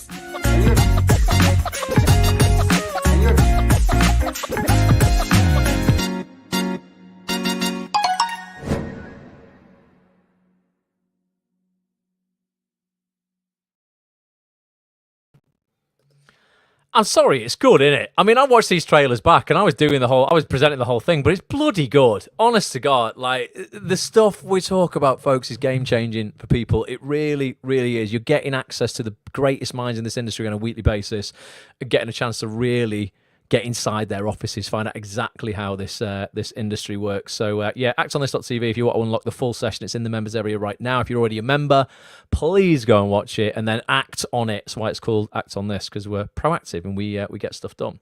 I feel you're looking at comments, Petch. What's coming through? I am. So just a couple of questions, really. Okay. Alex. Oh, there we go. How do you feel about these TV cops courses to learn firearms handling? If you were the right actor for the role, would they still cast you and provide the training, or do you think they would prefer an actor who is already trained in it? They 100%, if they want you enough, will just train you, Alex. I know if you speak to Ollie, what's his second name? He was in Bodyguard. He's in the Act On This membership. Hewitt? Nope. No, the other Ollie. Oh God, he was in Game of Thrones. Find him, Petch. But yeah, he was in Game of Thrones. That's to yield a sword around. He was in Bodyguard. Jed Mercurio's Ollie Devote. That's it. He was given sort of like training on the set to look like he knew how to handle a gun. Admittedly, he wasn't doing loads of shooting. But Rick Carr, another great actor, member of Acts On This, was just recently with Craig Fairbrass in The Boat Story. Was it called Boat Story? That drama where he was it that? Boat Story. And he's shooting a shotgun many times, and there's a lot of shooting that. Gave Rick all the training on set, mate. I'm not saying those courses aren't useful. I don't know how much they are. I've no idea. Alex, you'd have to let us know. If it's something that you think you're going to enjoy doing, and it's creative and it's giving you something new and potentially some new skills that might make you more dangerous, literally, when you're going for jobs like that, then I think there's no harm in doing something like that. I don't think you should do it because you think it's the only way. You're definitely going to get the training if they want you enough. I mean, I'm sure Michelle Keegan couldn't fly helicopters until they put her in a helicopter in Fool Me Once, and even then didn't have to actually fly for real. But to make her look like she was flying, they would teach her on the set of Fool Me Once how to sit and hold the controls. Even in Aisha Bywater's chat, they were talking about the musician. Or We Are Leader parts, and there were some that just got them to a point where it looks to everybody else where those actors can play musicians, even though they're not musical instruments, even though they're not actually playing. Yeah, and Alex, you've got a good point there. You said, I don't know if that's your cat. You said you don't know if that's your casting type, so it might not be the most, effective way to spend your time. There is that as well. If you don't think, like, honestly, being really honest with yourselves, that your casting type is authority, could be SWAT team member, could be armed response, police, that sort of stuff, gangster, underworld criminal, that sort of stuff where you would actually be wielding a gun, there are probably better skills that you can spend your money on. But if you just want to go and have a fun time, if it's not that expensive, then fair enough. But I don't know how useful. I know they give you like a little reel at the end of it where there's 4 or 5 of you, you're walking through the woods, and it's like, here's this team out with guns looking for people. I don't want to sound awful, but I can tell they're just walking through the woods with guns, and they're not really those. I don't buy it that much. I'm like, they definitely look better than they probably would have done if you'd have given them guns the day before and said, "Now look like you know what you're doing." But it's still, you can still tell it's absolutely a show really style of piece. But if you have fun with it, go and have some fun. Why not? Emma has asked, is there any update on the app, guys? Emma, I am seeing the team this Thursday in person. I'm spending all of Thursday, Friday, and Saturday with the Kajabi team. So the app, the Act On This app, because members get an app now. You can download the Act On This app from the iPhone store, from the iOS store, the Apple store, and that is currently the latest version of it, and that is absolutely solid as a rock and will work, no problem. It's the same for iPad as well. The Google Play Store, I think we're probably like a week away. We didn't realize, but Google have a 3-week mandatory testing period. So when you submit your app Apple can get it through in 48 hours or thereabouts. Google say, no, we're going to test it for 3 weeks.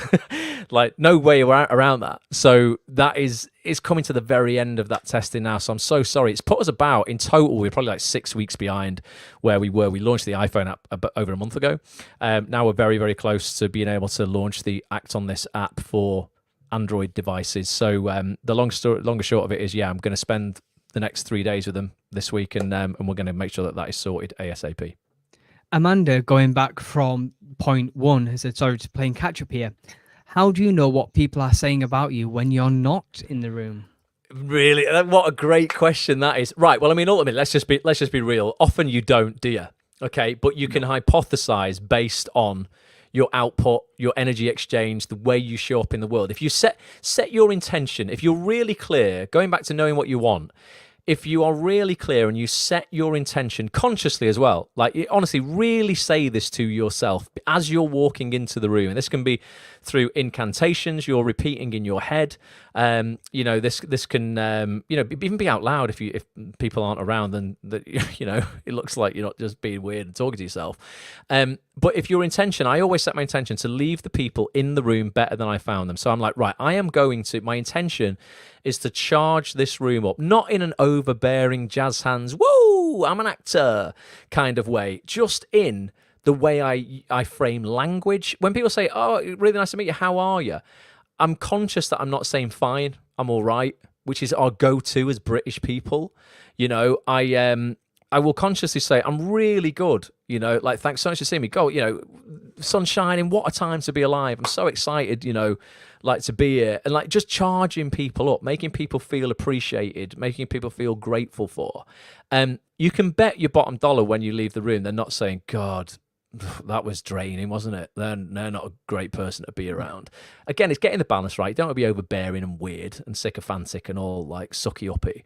But I did get feedback once when I consciously, for the first time I did this, when I first started doing this, I had a Coronation Street audition. And it was when you were waiting for me in Media City, Petch. And I came out and I said to you, I rang, yes, I've got that. Yeah. And then I ended up getting it about 20 minutes later. And the feedback was from, I think it was Katie at Coronation Street at the time, to my agent, was, oh, we'd forgotten what a pleasure it is to be around Ross. And I thought, oh, that worked. Because my intention going in was, it was a Friday afternoon or a Thursday afternoon. It's towards the end of the week. I remember the sun was out. I was meeting you in Media City afterwards for a brew. And I was just like, I was happy. I was genuinely in a good place. And I thought, I'm not going to apologize for that. And I'm going to try and cheer everybody else up as well. And then what you'll find sometimes, so you will find what people say about you in the room through things like that, through feedback from your agent. It might be through other actors who go and have a coffee with a director or a producer or just another actor. And you always get that, don't you, Petch, where people go, you'll meet them and they go, oh, bet your ears were burning yesterday, weren't they? I'm like, what? What you say? Oh, yeah, I was having a chat to Thingy about you. They were just saying, are you always that positive? Like, so you find out, like, through deploying this stuff, you will find out eventually, but, to begin with, you're just going to have to hypothesize on, if I wanted people to speak well of me when I'm not there, what would I have to do? I'd have to be kind, empathetic. I'd have to be positive. I'd have to charge people up in a non-overbearing, fake way. Just be authentically you, but with a positive spin. But it does pay. Julie has said, think it is Henry Rowley, comedian, who might be the guy that you spoke about, Ross. Yeah, this is my business. I don't know, Julie. Let me just see if I can find now, because honestly, I can't believe no one else knows who this is. If anyone's just joined the live now, have you seen a guy who dresses up as a mum on social media and goes, "It is my business"? It's brilliant. I'm just going to find. If not, should we petition Ross to do it instead? I would do it nowhere near as good as it is my business. I mean, this person is just honestly brilliant. So what they're saying, Henry what? Henry Rowley? Henry Rowley, yeah. I'm just gonna try and find this person and see if that is who I'm talking about. Let's have a look. Henry Rowley. No, it's not. But he's also good as well. Not him, but he is also good. I bet if I'm going to get this now. You get some more comments and I'm going to find out this is. So when we were talking about the Equity Diary and the magazine, Bill Blackwood has said, as an active member of my equity branch, These are things that can be raised, discussed, and hopefully changed, but it requires members to attend the meetings. Yeah, I mean, that's an interesting one, isn't it, Bill? Because we were also saying in the podcast we put out, and there is some accountability here, and I will absolutely take responsibility for my part in this, because I don't go to equity meetings. But that's because I don't think equity make those meetings enjoyable enough, positive enough. I've been to a few equity meetings earlier on in my career, and they were also negative, mate. They were just people whinging about how it was, as opposed to finding solutions for how they want it to be. I think the way that they get people to meetings is dated. Their marketing is drab. The fonts they use are outdated. It just seems like back in the dark ages, mate. So I think there is a conversation, and again, my responsibility here is to communicate this with people like Equity, which is why we talk about it on the podcast, and we'll invite them on, absolutely, if you want to do an Act On This session, or just want a focus group with some feedback. I just find that it's still really old school, the way they communicate, their social media presence. It's I don't want to sound awful, but it's just dull. It doesn't excite me. It doesn't make me go, I really want to engage in that. I just noticed Rishi Sunak this week getting on TikTok for the first time, because he's like, I have to appeal to the younger generation.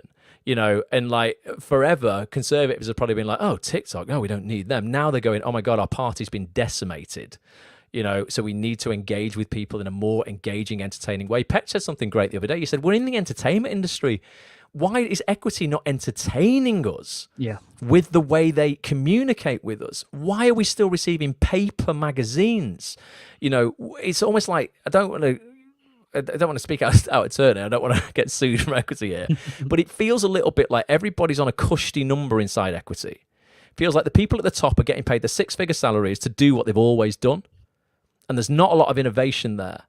So I feel there's a lot of streamlining can be done, and money can be put to better use. And the first thing is sacking that diary off and sacking that magazine off, and then putting that maybe into social media advertising, into video format. We're in TV and film. Show me more videos. Don't just send me blocks of writing and boring emails, black text on a white background and no pictures, nothing that like makes me want to click on something and watch a video. Like, this is why we're doing YouTube. We're trying to go live as often as possible, because we're trying to engage with people in a better way, rather than you lot just getting an email from me every other day going, oh, we're doing this live on Act On This, come and get involved. You're like, I don't even know who Ross is. Maybe I don't trust him. I don't know if this guy's just out to take my money.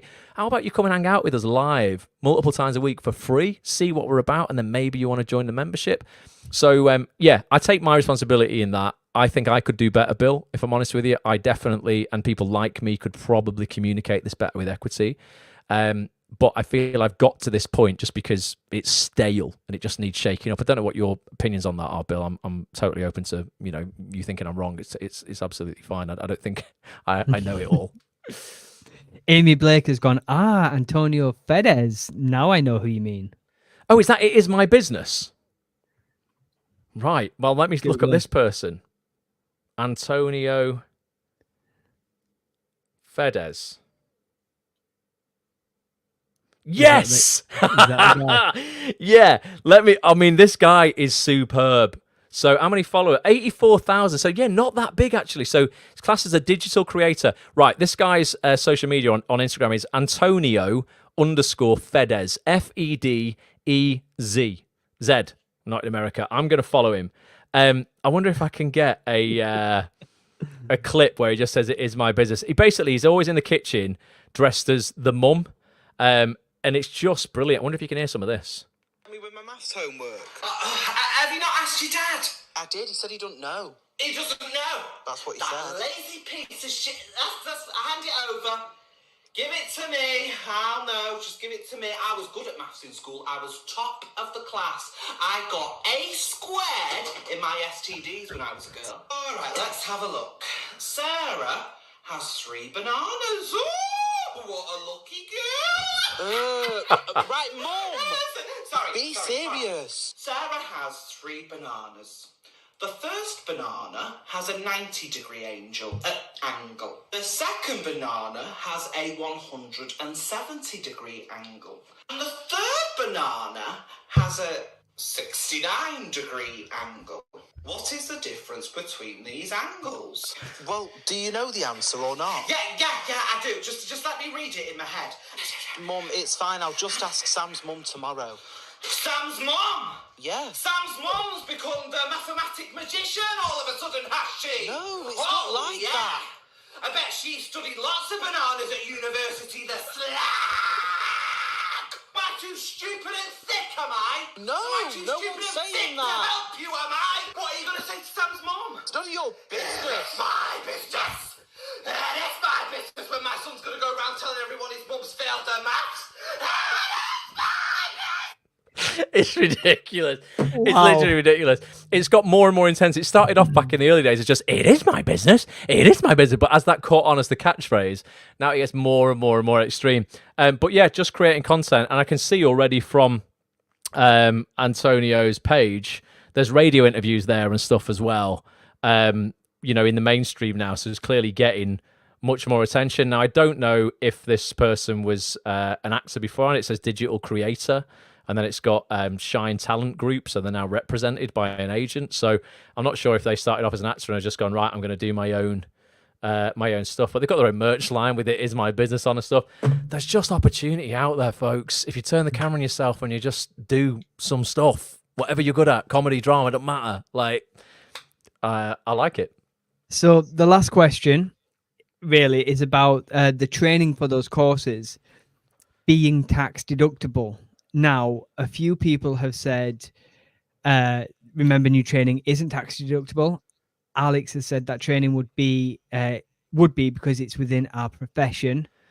And Ian Donnelly has said new training is not tax deductible. This is something that you spoke about with Glyn. We covered this in the session with Glyn, yeah. So I don't know exactly at what point it becomes. So it's effectively, if it's already within. There is a little caveat here, and I can't remember it exactly, but if it's already kind of like within what you do, it is absolutely tax deductible. So in terms of if you're already an actor and you are doing training that is wholly and exclusively for your acting career, that is. But say you wanted to branch out and then you were doing presenting, for example, because that is not yet part of what you're getting paid for in your profession. The initial training in that wouldn't be, but then would be further down the line. It's a bit nuanced. I don't know the exact, the exact sort of cut off for that. But yeah, anything. So like if you're an actor now, like regular workshops, regular acting classes, Act On This membership, all that sort of stuff, your spotlight equity, that's absolutely all tax deductible expenditure because it's wholly and exclusively for the profession you set out to do. And when you register as self-employed with HMRC, you specify your profession. So if you branch out into something that's kind of parallel, it's aligned but isn't exactly the same, until you start earning money from that, or I don't know the exact cutoff on it, the initial outlay wouldn't be, but then the rest of it would. So that's something you were talking to an accountant about. For example, in your world, at the moment, I do no voiceover whatsoever. If I was to train in voiceover, that wouldn't be until I start earning money from it. I honestly don't know exactly when it wouldn't be, because say as an actor you're doing ADR, which is wholly and exclusively for acting, and you wanted to then go and buy a microphone kit, that technically could be used wholly and exclusively for your ADR. So I would class that as tax deductible. There's going to be training for it though. Training, I mean, could you say it's similar training to microphone technique for ADR? I don't know, maybe. Again, you don't want to evade tax. You do want to avoid tax. You want to keep it legal. But that's why if you have an accountant and you're registered as self-employed, you will absolutely save yourself hundreds, if not thousands of pounds a year, because someone can give you advice on this. And all of the expenditure that you're making now, particularly inside your acting career, you can accrue as losses for now until you're making a profit. If you're not make a profit from your acting career in the next 3 years, that's fine. Still register as self-employed, because you can accrue all of your losses over the next 3 years.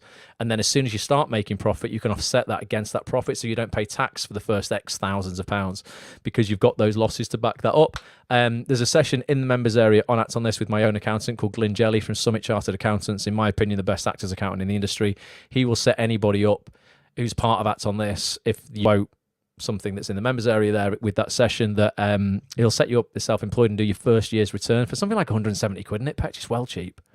I can't remember the exact, but it is cheap, folks. I'll just double check it. But yeah, don't forget all of the stuff that you're spending on your career. Yeah, you absolutely want to be keeping all your invoices, all of your receipts and stuff for, whether that's your Act On This membership or anything else, because you are just throwing money down the drain if you're not doing this. There's Glyn. It's called Save Hundreds. This features in the members area. It says save hundreds a year going self-employed with top actors accountant Glyn Jelly. And I'm just going to stop sharing for a second. Oh no, it's all right if you see it. It doesn't matter. We'll just send custom Glyn's way. Glyn will set you up for self-employed for free.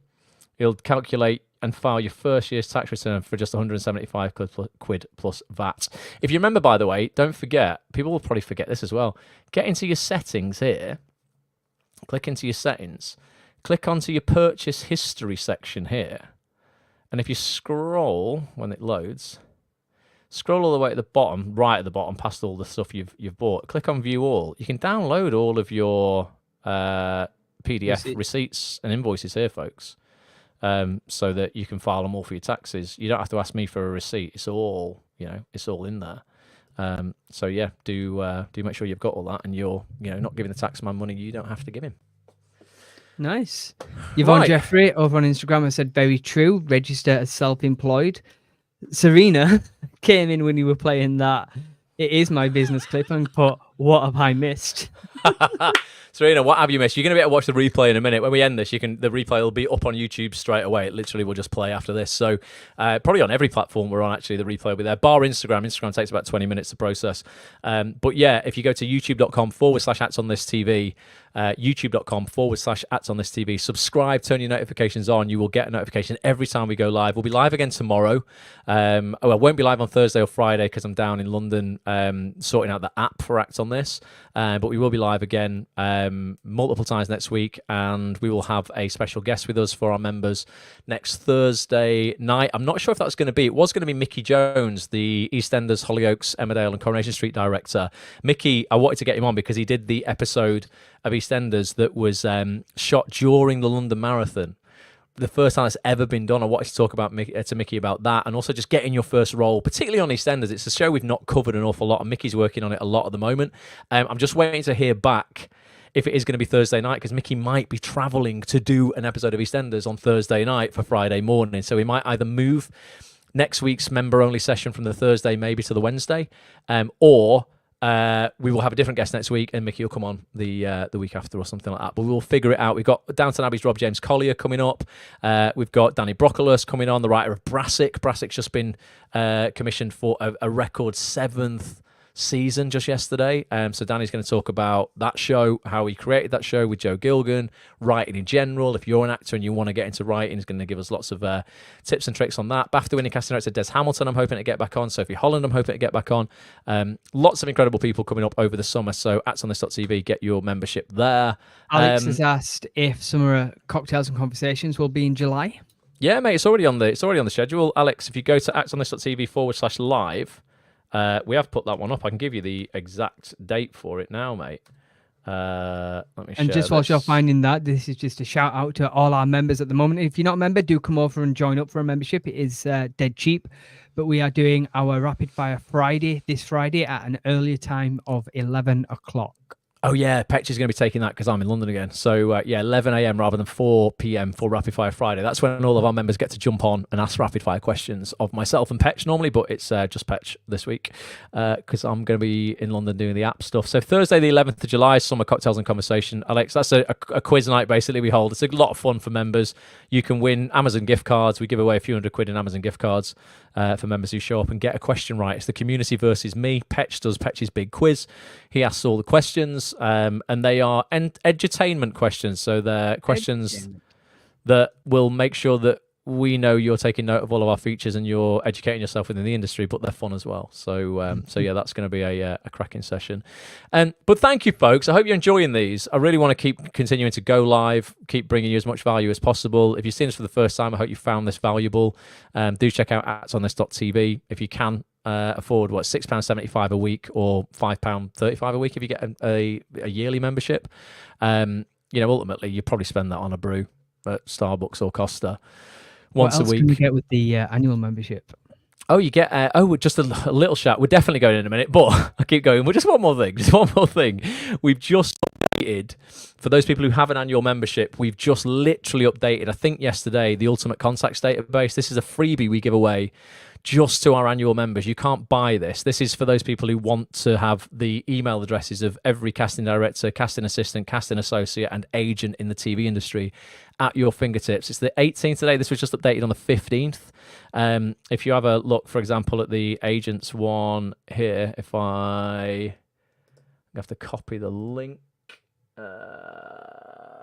copy link. And remember, knowledge is power. That was one of our 5 points. What's this? Well, it's the bonus one. Yeah, 300 hours it spent us on this. You will see here, I mean, this is just the agents one. Every agent tiered in the country, top tier, middle tier, lower middle tier, whether they're part of the Personal Managers Association, every agent within the agency, every email address within the agency, their websites, their spotlight pages. I mean, literally everything. If you don't want to spend 300 hours doing this research yourself, get an annual membership. You'll save 45 quid a year on the monthly membership, the equivalent price, and you'll get access to the Ultimate Contacts database free of charge as well. So that's in the that's if you get an annual membership. Yeah, but that's just that updated version, folks. Is in the members area literally right now. If you click into your members area, if you have an annual membership, you will find it there as that black product. So click into that, go and make sure you've got the most updated version. Right, gonna love and leave everybody, Petch. But yeah, hopefully you've enjoyed this. We will be back soon for lots more. So as I said before, subscribe, turn your notifications on, and if you're watching on the replay, leave us some comments anyway. We always go back through them. I would love to know what you think of Let this us video. know. Those were our 6 things of what makes a successful actor. What are yours? I'd be interested to hear that.